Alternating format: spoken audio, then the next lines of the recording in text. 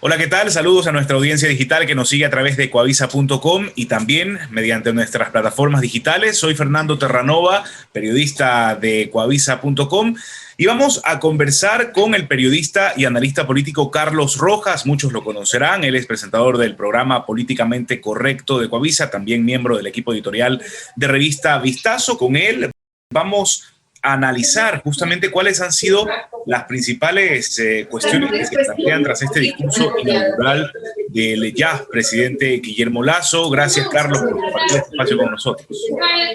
Muchas gracias, Fernando. Es un gusto estar con ustedes, con toda la audiencia del .com, sobre todo para tratar de poner algunas reflexiones en consideración de nuestra gente, para entender cómo arranca esta nueva etapa democrática, el presidente número 15 del periodo democrático que se inauguró en 1979, y con algunas particularidades que me parece que es importante que tú y yo podamos conversarlas en los próximos minutos.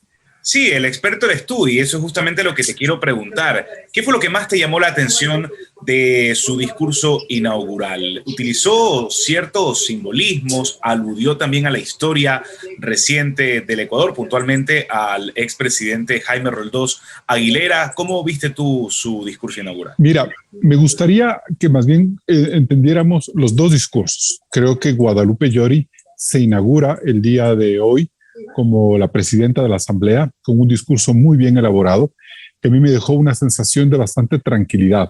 Y te digo esto porque en horas anteriores, en el programa Políticamente Correcto que yo dirijo en Coavisa, habíamos tenido la posición de una dirigente indígena de mucha trayectoria como Lourdes Esteban, que sentía todavía radical, que la veía todavía muy no convencida de cuánto puede hacer Guadalupe Llori desde la presidencia de la Asamblea para garantizarle a Guillermo Lasso gobernabilidad. Y no porque Guadalupe Llori no sea capaz, sino porque Lourdes Esteban plantea un tema que es fundamental. Ella dice, Pachacuti es una cosa, la CONAIE es otra. Entonces, con esa preocupación, mucha gente quedó a la expectativa de este diálogo. Y Guadalupe Llori le plantea el día de hoy al presidente Guillermo Lasso un gobierno de diálogo, de encuentro, de buscar sobre las diferencias los puntos de consenso que necesita el país. Entonces creo que el primer abrebocas de este día tan especial para la democracia ecuatoriana lo da Guadalupe Llori, y lo da con mucha satisfacción para la gente.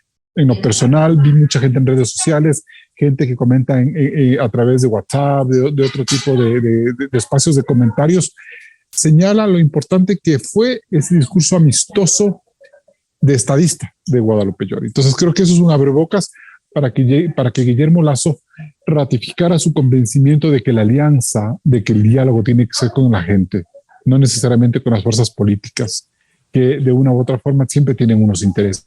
Entonces creo que ahí encontramos un tándem, una suerte como de dupla que hizo clic, que hubo una suerte de empatía entre Llori y Lasso, y eso me parece que hay que rescatar por el bien de la democracia. Sí, sobre todo en momentos pues, en que se teme, ¿no?, trabas a la gobernabilidad con una asamblea fragmentada como lo hemos visto recientemente, ¿no? Ahora, también dedicó gran parte de su discurso a criticar pues ese caudillismo, ¿no? Dijo y empezó diciendo que los líderes en Ecuador pues han fracasado, y por supuesto pues hizo alusión a ese periodo de 14 años que hoy terminó. ¿Cómo ves tú este tema? Yo creo que la historia de este país puede dividirse en presidentes y en caudillos. Y creo que los caudillos les dan 2-1 a los presidentes en cuanto a número y ejercicio de años en el poder. Entonces, yo siento allí que ves a un Lasso que tiene el deseo de ser un presidente, de no ser un caudillo. Y desde esa lectura, el mensaje que le está dando es girar el péndulo hacia un Ecuador en el que no lo habíamos visto. Yo creo que desde el año 92, cuando Sixto Durán Ballén asumió la presidencia de la República. También es importante destacar que Lasso tocó temas clave, la laicidad del Estado, por ejemplo, ¿no? ¿Cómo tú ves este asunto?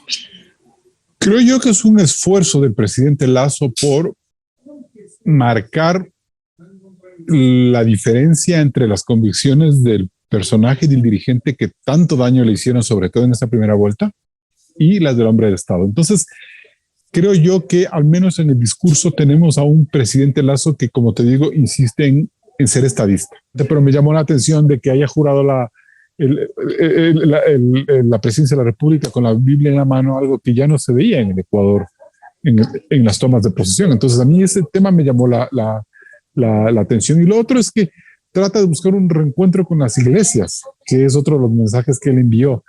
Entonces, de todas formas, siento yo que en esta necesidad de buscar un encuentro, él trata de darle la prevalencia que considera que tiene para el pueblo ecuatoriano la importancia de la Iglesia Católica. No sé cómo le vaya a ir, no sé hasta qué punto eso le vaya a funcionar en una sociedad, sobre todo como la quiteña, porque tú estás en Guayaquil, yo estoy en Quito, en donde esos parámetros se miran desde distintos prismas. La sociedad guayaquileña, la opinión pública guayaquileña, mucho más cercana a la importancia que tiene la iglesia, la quiteña más crítica y que refrenda más lo laico.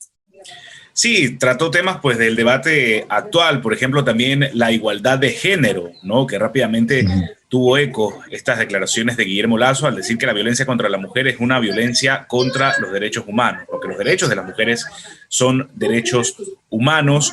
Y también pues el tema de las vacunas. Recordemos pues también que su promesa bandera es vacunar a 9 millones de ecuatorianos de los 17 millones.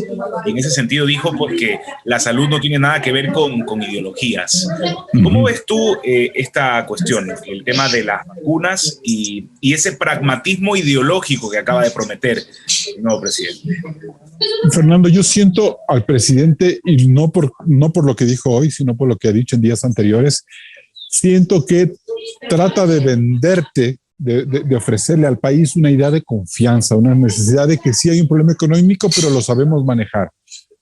Me ha llamado la atención, no sé si sea positivo o negativo todavía, la manera en la que el presidente Lasso dice cómo manejar los temas económicos. Él hace unos días le decía al ministro Cabrera, el de Obras Públicas, le decía, no tenemos plata, ya vamos a ver cómo arreglamos. Entonces me parece que hay o sea, es como que te plantea la idea de que él es recursivo en materia económica. Pero lo que dicen las cifras y lo que dicen muchos analistas económicos es totalmente distinto y encuentran ahí una disonancia, una manera no muy clara de explicarle al país la verdadera situación desde la visión de Guillermo Lasso. Entonces ahí ese exceso de confianza me parece que puede ser preocupante y contraproducente para el presidente Lasso. Y segundo, el tema de las vacunas.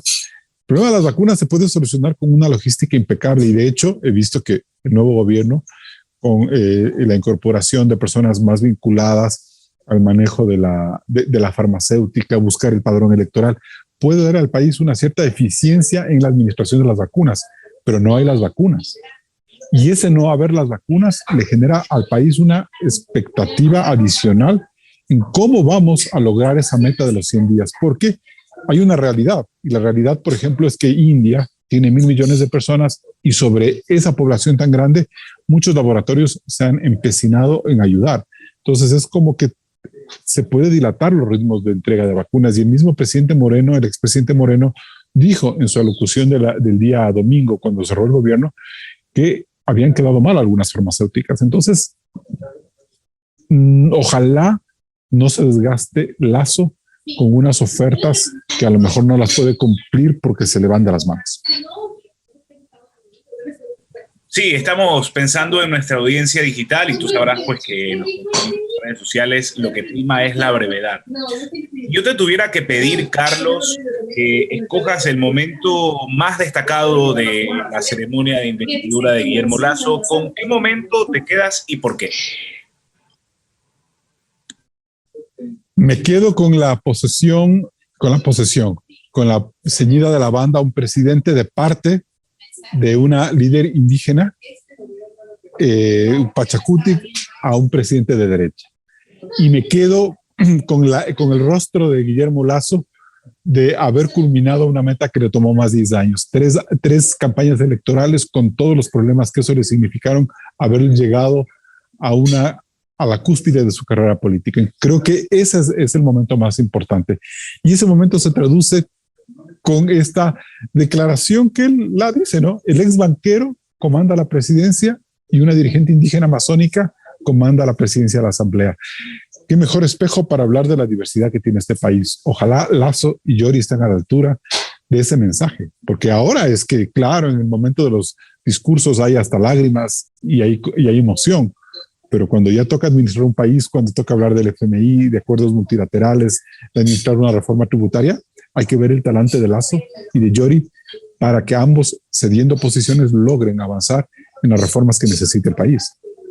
Te propongo pasar a otro ejercicio de brevedad de los que tanto gustan en las plataformas digitales y de redes sociales. Si tuvieras que calificar el discurso de investidura de Lasso con pocas palabras, planteémonos unas 5 o 10 palabras, ¿cómo lo calificarías? Creo que es un ejercicio emotivo, el de un presidente que sudó la gota gorda por llegar a ser presidente. Creo que ese es el gran mensaje. Listo, Carlos, muchísimas gracias. Este ha sido el espacio de análisis de la ceremonia de investidura de Guillermo Lasso, también un poco pues explorando los alcances de ese poderoso discurso inaugural del ahora mandatario, junto al periodista y analista político Carlos Rojas. Él es presentador del programa de opinión de Ecuavisa, Políticamente Correcto, y también pues miembro del equipo editorial de Revista Vistazo. Con él hemos estado abordando pues este tema que sin duda es trascendental de aquí a los próximos 4 años, como es pues ese giro de timón que representa la llegada de Lasso a la presidencia. Gracias, Carlos, por compartir este espacio con nosotros. Un gusto, Fernando, y a las órdenes siempre. Sí, gracias también a todos quienes siguieron esta transmisión a través de ecuavisa.com y nuestras plataformas digitales. Hasta la próxima.